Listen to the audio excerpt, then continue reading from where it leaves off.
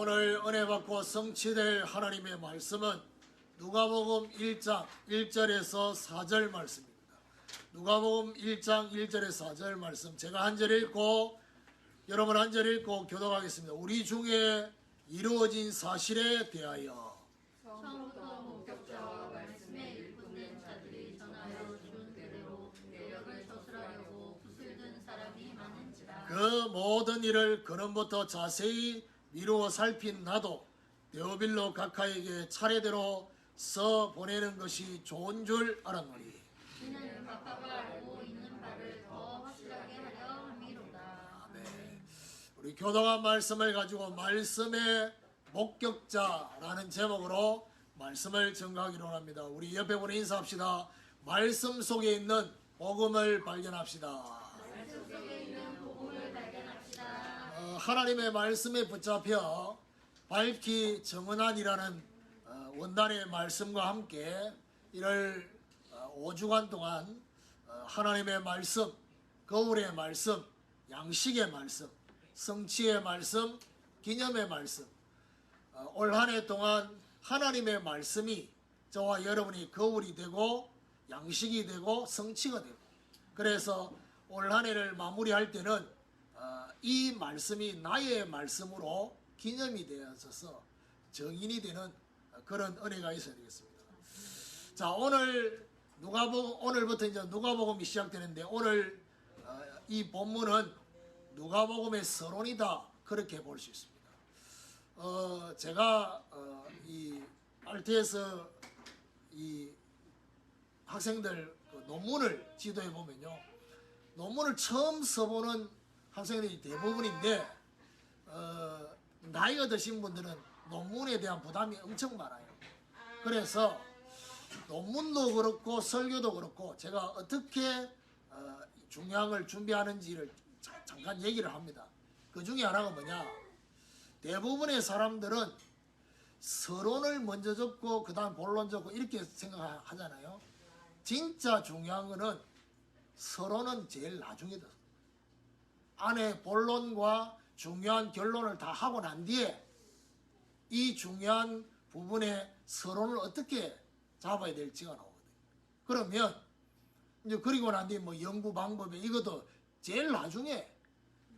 근데 이제 이걸 모르는 사람들의 특징이 뭐냐, 책의 순서가 제일 앞에 있으니까 그것부터 먼저 적으려고 하니까 답이 없는 거예요. 그 실컷 연구 방법 목적 적으라는데 논문을 적다 보면 어떻게 됩니까? 이게 배가 산으로 간다고 삼천포로 빠지는데 자꾸 빠지거든요. 그럼 다시 수정해야 돼. 왜냐? 내가 생각한 대로 안 되니까. 그래서 다 적고 난 뒤에 서론을 적는 저도요, 이 메시지를 서론부터 적지 않습니다. 이 말은 메시지 형식상으로 서론이 제일 위에 있지만은, 제가 메시지를 딱 하려고 할 때는 말씀의 제목과 소대지 제목 이런 것들이 다 나오고 난 뒤에 뭐죠? 서론을 묵상을 합니다. 그게 다릅니다. 그런 의미에서 오늘 누가복음의 이 서론은 아마 제가 볼 때는 누가복음 전체가 다 기록이 되고 난 이후에 했을 가능성이 있습니다. 이런 중심으로 내가 누가복음을 기록한다 라는 거. 물론 누가는 이미 누가복음을 기록할 때 이 중심으로 기록할 거라고 생각하고 그렇게 했겠죠. 자, 오늘 이것이 누가복음의 서론이라고 한다면 누가복음이 어떤 복음인지를 좀 알아야 되겠는데, 누가복음은요 언제 기록되었냐, AD 65년경에 기록이 됐습니다. 참고로 이 누가는 사도가 아닙니다. 이방인 의사 누가입니다.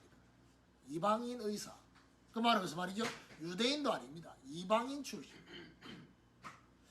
자, 그렇다면 우리가 사복음서라고 얘기했을 때 마태복음, 마가복음, 누가복음, 요한복음이 있는데 조금씩 다 다르지요.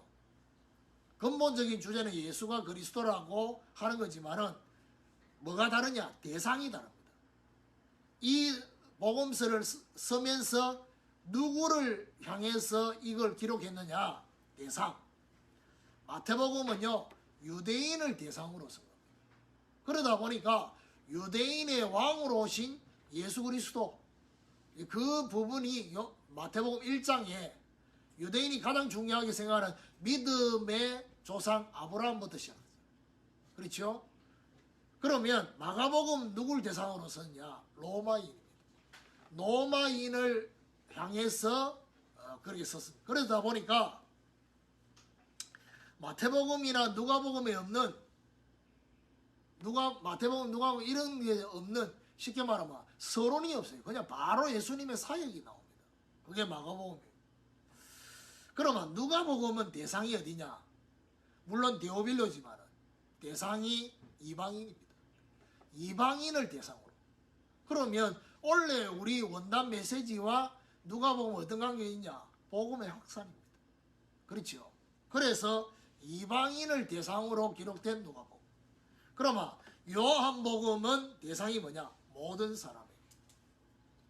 대상이 제한되어 있지 않습니까? 모든 사람에게. 그러면 오늘 이 누가가 기록한 이 복음서의 수신자가 누구냐? 그것은 바로 1차적으로는 데오빌로 각하라고 되어 있습니다. 그런데 누가복음에는 데오빌로 각하라고 했는데 사도행전에 또 누가가 데오빌로한테 줄 때는 데오빌로 각하라고 안 하거든요. 데오빌로요 라고 했습니다.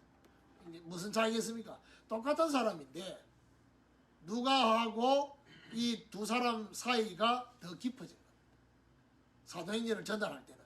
그래서 각하라는 형식을 빼버린 거예요. 자, 그러면 데오빌로에게만 준 게 아니라 이것이 결국 누구를 향한 거냐? 그리스를 중심으로 한 이방 전체를 두고 그렇게 기록이 됐다. 자, 그렇다면 누가는요, 이 누가복음을 기록한 원칙이 있습니다. 어떤 원칙으로 기록했냐? 가장 먼저는 역사성의 원칙이 있습니다. 그러니까 오늘 본문 이후에 다음 주가 나오는데 5절에 보면 유대 왕 헤롯 때에라는 말이 돼요. 그러면 누가복음 2장에도 보면요, 2장 1절에도 보면 그때 가이사 아구스도가 영을 내려, 이게 전부 다 마왕이냐? 그냥 일어난 게 아니라 역사 속에 있는 역사성. 그러면 누가가 기록한 이 역사성의 역사는 총 몇 년짜리 역사냐? 34년짜리 역사. 왜요? 예수님의 공생애가 33살 돌아가셨잖아요. 예수님의 그 출생부터. 근데 왜 34년이냐? 예수님 전에 세례 요한 태어난 것까지 합쳐서 34년의 역사다. 그리고 누가는요, 의사기 때문에, 그리고 굉장히 머리가 굉장히 논리적입니다. 그러다 보니까 이 기록을 할 때 정확성을 굉장히 중요하게 생각합니다. 그리고 논리적 일관성을 가지고 기록했습니다.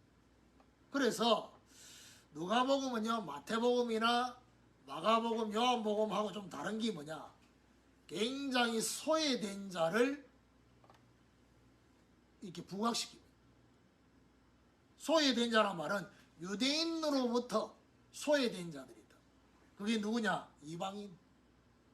그리고 유대인들이 볼 때 별로 중요하게 생각 안 하는 여인들, 그리고 아이들, 그리고 가난한 자, 죄인들. 이 부분을 누가복음에 계속 등장시킵니다. 그리고 한 사람을 중요하게 보고 거기에 아주 집중해서 기록해놓은 대표적인 삭개오입니다. 삭개오 한 명. 그래서 오늘부터 시작되는 이 누가복음을 통해서 우리는요, 오늘 인사했던 것처럼 말씀 속에 있는 복음을 목격한 일꾼이 되는, 이런 말씀의 목격자가 되는 축복이 있기를 예수 그리스도 이름으로 축원합니다. 자, 그럼 첫 번째로 우리 중에 이루어진 사실. 1절에 보니까 우리 중에 이루어진 사실에 대하여라고 되어 있습니다. 자, 여기서의 우리는 누구를 얘기하느냐? 아마도 처음부터의 목격자, 그리고 말씀의 일꾼 된 자를 말하고 있다. 그게 2절에 나오죠. 처음부터 목격자와 말씀의 일꾼 된 자들이 전하여 준 그대로 내려가려고. 이게 이제 결국 여기서 말하는 우리입니다. 그러면 처음부터의 목격자가 누구냐? 그러면 예수 그리스도를 처음 목격한 사람이 누굴까요? 엘리사벳의 태중에 있었던 세례 요한입니다.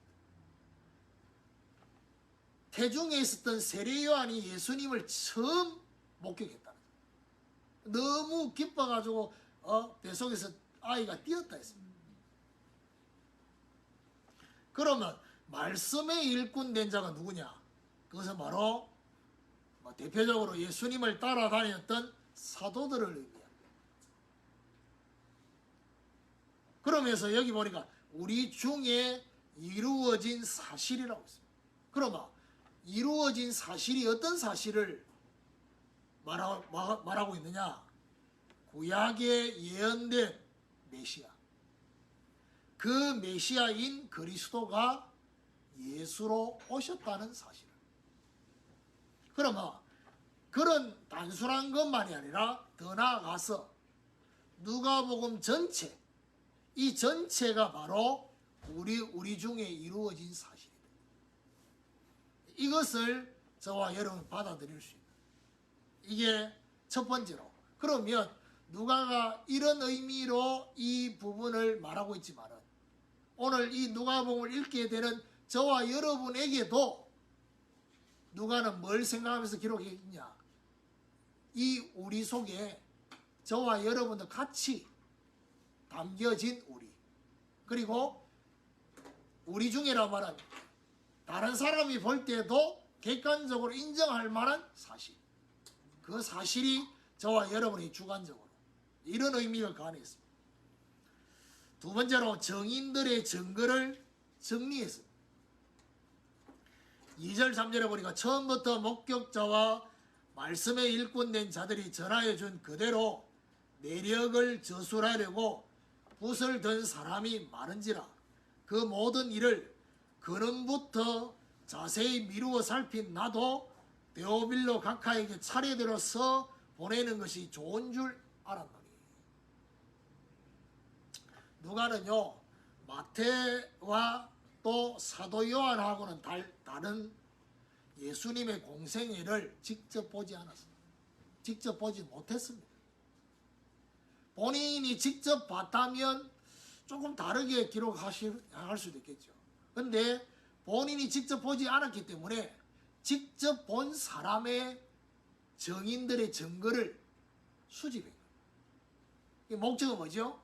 아주 그대로 이걸 잘 정리해서 역사적으로 정리해서 전달하려고 하는, 정인들의 증거를 그대로 쓰려고 했단 말은 전하여 준 그대로 내력을 저술하려고 했다. 굉장히 중요한 부분입니다. 목격자의 증거, 역사성과 사실성이 담긴 목격자의 증거, 그리고 말씀의 일꾼의 증거, 그게 바로 뭡니까? 목격자의 증거는 역사성과 사실성이에요. 그러면 그때 당시에 일어난 역사성과 사실성. 그러면 말씀의 일꾼은 주로 누구라 했습니까? 사도들이라 했습니다. 예를 들면 사도들을 통해서 똑같이 일어난 사건인데 사도들은 이걸 어떻게 보고 있는지 그것도 함께 들었다. 그게 바로 뭡니까? 복음과 영적으로 해석했다는 거예요. 이게 중요합니다.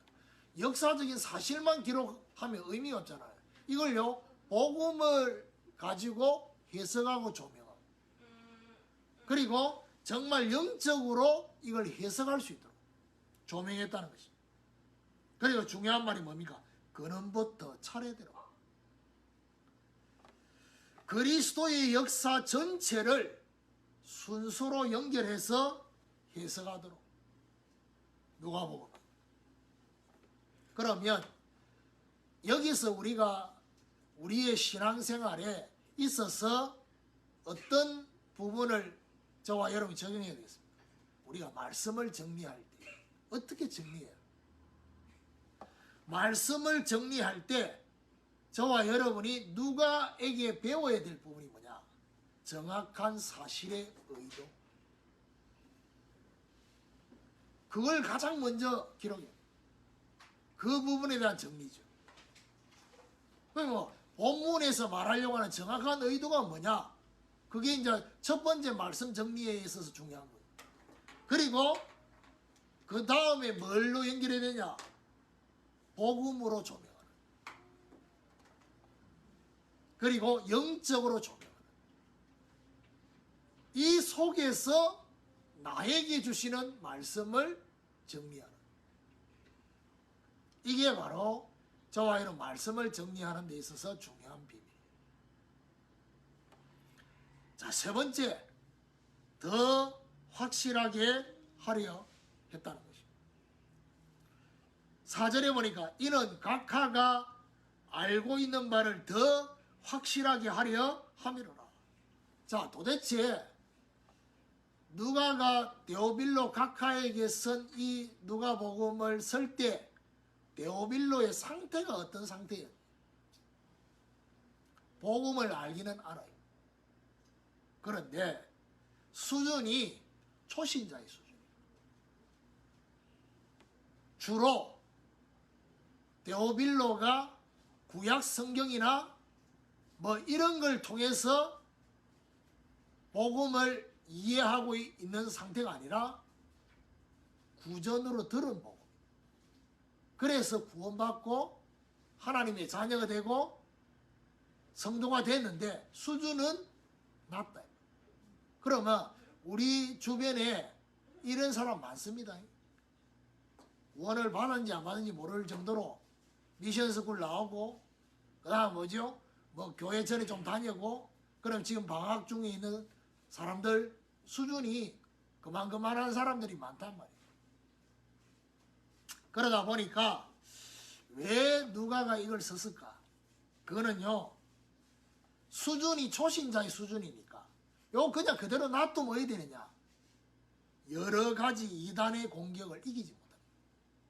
혼란이 될 수 있는, 흔들려서 넘어질 수 있는 상황과 상태였다는 것이죠. 누가요? 데오빌로가. 그래서 말씀의 목격자와 일꾼들의 증거, 이걸 가지고 누가가요 어떻게 해요? 자신의 것으로 소화하는 걸 먼저 했어요. 이걸 기록하기 할 때 누가는요 본인이 직접 본 게 아니니까 이 말씀의 목격자와 말씀의 일꾼들에게 들은 거를 내 것으로 소화해서 정확히 전달하려 했다는 것입니다. 이게 중요합니다. 저와 여러분, 우리가 기도하면서 누군가한테 이 복음을, 누군가한테 말씀을 전달할 때 어떻게 해요? 이것이 내 것으로 소화되어져서 나의 복음으로 전달되어야 되는데, 복음을 전하긴 전하는데, 말씀을 전하는데 그때 잠깐 빌려. 끝나고 나면 다시 갖다 놔. 그건 내 거하고 관계가 없는 거예요. 내가 가지고 있는 복음이 아니라. 베드로가 안전뱅이한테 응가금은 내게 있는 건 내게 주노니라고 했던 그 내게 있는 소화된 말씀. 결국 어떻게 되느냐? 알고 있는 복음. 데오빌로가 알고 있는 이 복음과 알고 있는 말씀이 더 확실해지고 더 분명해져서 견고하도록 하기 위해서 누가가 이걸 기록했다. 여러분, 결국 여기서 뭘 알 수 있습니까? 왜 신앙생활이 흔들리느냐?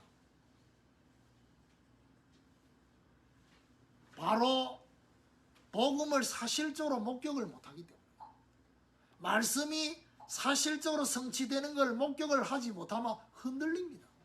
어디요? 문제 속에, 사건 속에. 그러면 결국 누가가 데오빌로에게 이걸 전달할 때 기대했던 부분이 뭐겠습니까?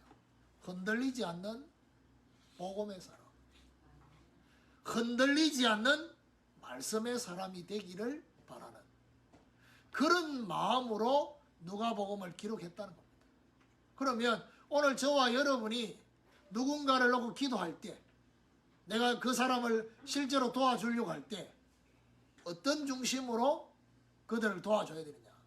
흔들리지 않는 그런 사람으로 복음의 깊은 뿌리를 내릴 수 있도록.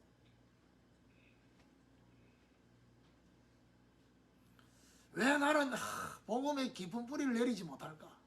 그런 생각이 들 수 있잖아요. 그러니까 제가 이 말씀들을 가지고 누군가가 이게 오늘 데오빌로 같은 이런 수준의 사람한테 전달하잖아요.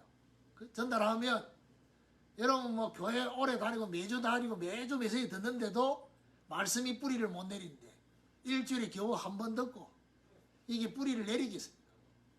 근데 중요한 거는 뿌리를 내리지 못하는 원인을 찾는 게 되게 중요하거든요. 그러니까요, 뿌리를 내리지 못하는 원인이 내 안에 다른 것들이 너무 많구나 라는 발견. 지난주에 그런 얘기를 들었어요. 이 메시지를 듣는데 말씀을 알아듣긴 듣겠는데 이게 자기한테 뿌리를 내리지 못하고 있다는 것을 느끼겠다. 그러면서 뭐죠? 본인이 발견한 부분이 뭐냐? 내가 아는 게 너무 많구나. 여기서 안다는 말은 하나님 말씀을 아는 게 아니고 다른 것들이 너무 많단 말이에요. 그러다 보니까 말씀으로 받는데 시간이 걸리는 거예요.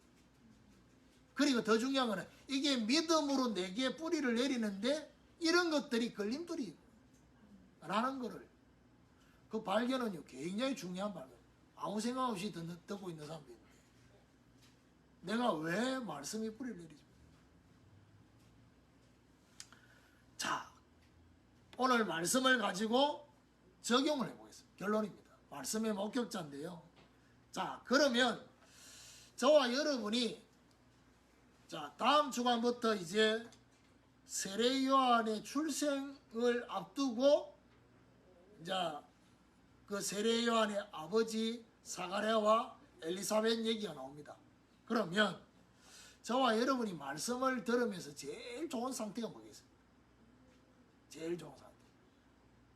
물론 여러 가지가 있겠지만 제일 좋은 상태는요, 마치 그 사람을 내가 직접 보고 있는 거죠.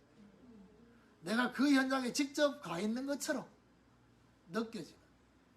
그러면 설교하는 제 입장에서 제일 좋은 설교가 뭐겠습니까?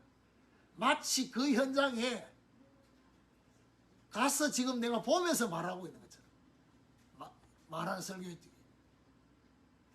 그러면 이 말씀을 준비하면서 저는 어떤 생각이 있어요?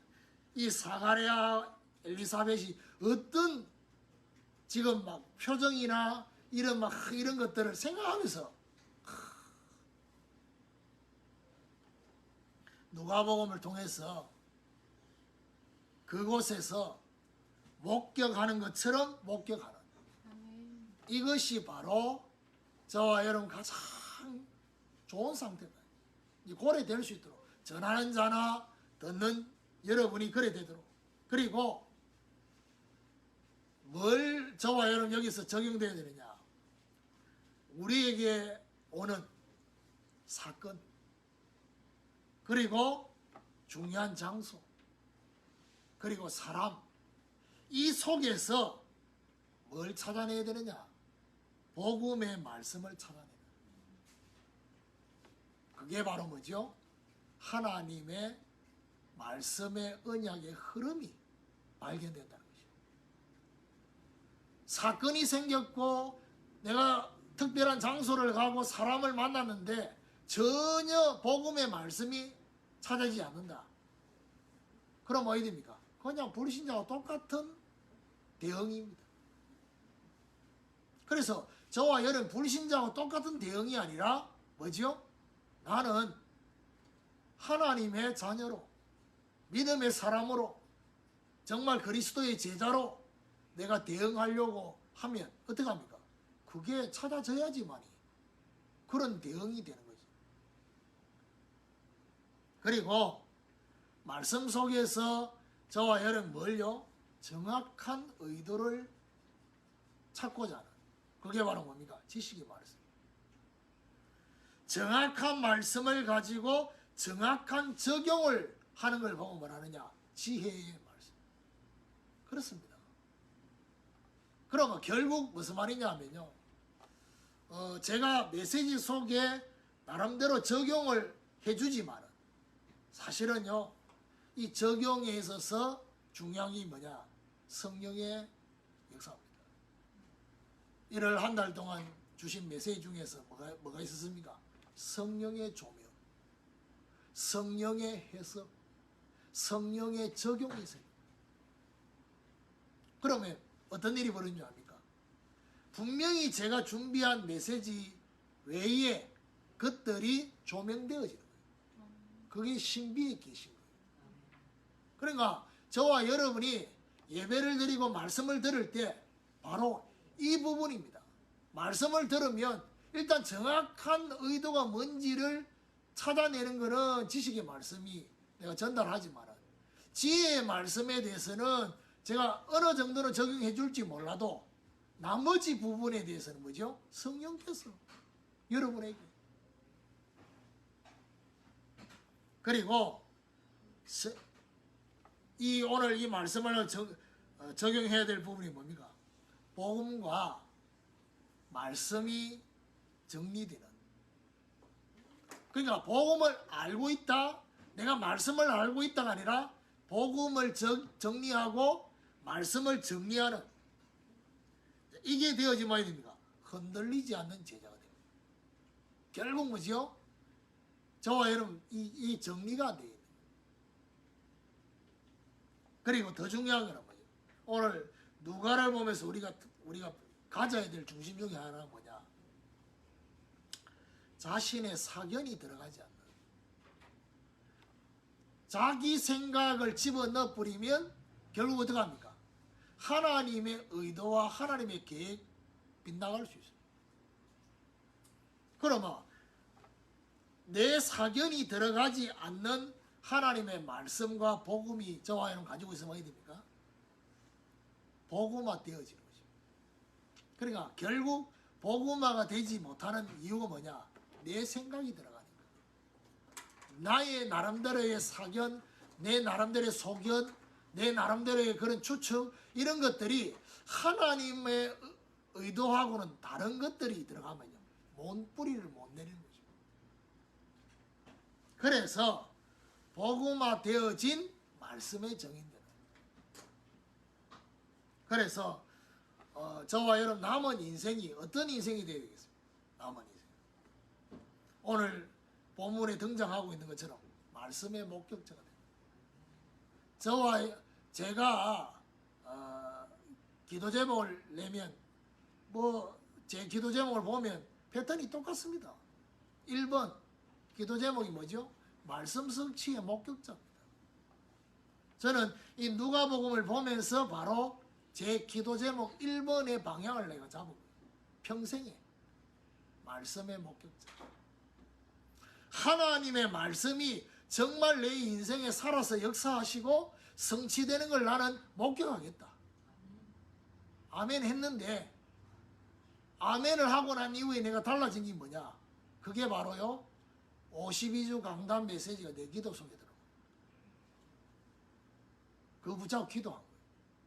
그걸 비웃는 전에 교회 장로님들도 있었지만, 내가 한 번씩 설교하면 연말 되면 52주 강단 붙잡고 기도한 거 말하잖아요. 그럼 뒤에 앉아 수구수구 또 시작했다 이런 분위기.